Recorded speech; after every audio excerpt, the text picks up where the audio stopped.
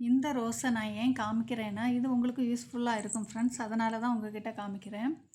இப்போ இந்த ரோஸை பாருங்கள், இதோட கணுவில் கொஞ்சம் கட்டியாக இருக்கும் பாருங்கள் ஃப்ரெண்ட்ஸ். இதே மாதிரி கணு கிடச்சிச்சின்னா, ரோஸோட கணு இது நான் எங்கேருந்து எடுத்துகிட்டு வந்தேன்னா, அந்த பூவெல்லாம் வியாபாரம் பார்க்குறாங்க பார்த்தீங்களா, அவங்க அந்த பூ விற்கிறவங்க கிட்டேருந்து எடுத்துகிட்டு வந்த ஒரு ரோஸ் செடி தான். இது உங்ககிட்ட காமிக்கிறதுக்கு வேண்டி எடுத்துகிட்டு வந்தது.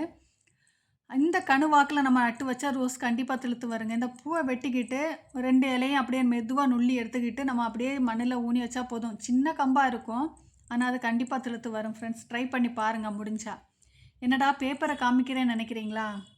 ஆமாங்க, இது பேப்பர் கவர். நான் கடையிலேருந்து எடுக்கிற வீடியோ இது. இது உங்களுக்கும் ஒரு யூஸ்ஃபுல்லாக இருக்கும், எங்களுக்கும் ஒரு யூஸ்ஃபுல்லாக இருக்கும், எல்லாருக்கும் யூஸ்ஃபுல்லாக இருக்குங்கிறதுனால தான் இதை நான் சொல்கிறேன். கடையில் பேப்பர் கவர் வச்சு தான் இப்போ கொடுக்குறது ஃப்ரெண்ட்ஸ். கவர் விற்கக்கூடாது. ஏன் சொல்கிறேன்னா, இந்த வீடியோ மூலம் ஏதாவது ஒரு ஃப்ரெண்ட்ஸ் நான் சொன்னேன்னு சொல்லிவிட்டு நீங்கள் கடைக்கு போனால் பேக் எடுத்துகிட்டு போவீங்கல்ல, அதனால தான் நான் சொல்கிறேன். கடைக்கு போகிறீங்கன்னா ஒரு பேகு கையில் எடுத்துகிட்டு போங்க ஃப்ரெண்ட்ஸ். அதுவும் இல்லை, துணி பேகு கையில் எடுத்துகிட்டு போங்க. வீட்டில் நமக்கு வேஸ்ட் துணி நிறைய இருக்கும் பார்த்தீங்களா, அதில் தச்சு ஒரு சின்ன ஒரு பேக் ஆகிட்டு ஒரு 4-5 ரெடி பண்ணி வச்சிட்டிங்கனாலே போதும், கடைக்கு போகக்கூடிய டைம் எடுத்துகிட்டு போகிறதுக்கு. ஏன்னா கவர் இல்லைன்னு சொன்னால் திட்டுறாங்க சில கஸ்டமர் புரிஞ்சுக்கிற கஸ்டமரும் இருக்காங்க.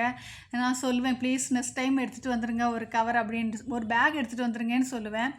சரின்னு சொல்கிறவங்களும் இருக்காங்க, கோவப்படுறவங்களும் இருக்காங்க. இந்த வீடியோ மூலம் நான் சொல்கிறதுனால யாராவது ஒருத்தவங்களாவது பேக் எடுத்துகிட்டு போவீங்கல்ல, அதனால தான் சொல்லிக்கிறேன். நமக்கு சுற்றுச்சூழலுக்கும் நல்லது தானேங்க. கவரை விட பேப்பர் துணி பேக் எடுத்துகிட்டு போகிறது, ஏன்னா நம்ம நினச்சி யூஸ் பண்ணிக்கலாம். அதனால தான் நான் சொல்கிறேன். முடிஞ்சால் நீங்கள் கடைக்கு போனீங்கன்னா ஒரு துணி பேக், எப்பவும் பேக்குள்ளே ஒரு பேக் 2-3 பேக் வச்சுக்கோங்க, எதுக்காவது யூஸ் ஆகும். ஏன்னா இந்த தப்பு நானும் பண்ணியிருக்கேன், நானும் பண்ணலைன்னு சொல்லலை, இந்த தப்பை நானும் பண்ணியிருக்கேன். ஏன்னா அவசரமாக நம்ம போகக்கூடிய டைம் பேக் எடுக்க சில டைம் மறந்துடுவோம், அப்படியும் ஆகிருக்கும்.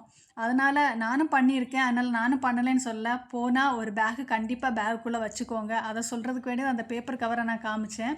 இந்த பூ ரோட்டு சைடு பூத்து நிற்கிது ஃப்ரெண்ட்ஸ். ஒரு வீட்டு முன்னாடி கொத்தாக கொலையாக பூத்து நிற்கி. அதோட பூவோட கலரை பாருங்கள், நீல கலரில் இருக்குது.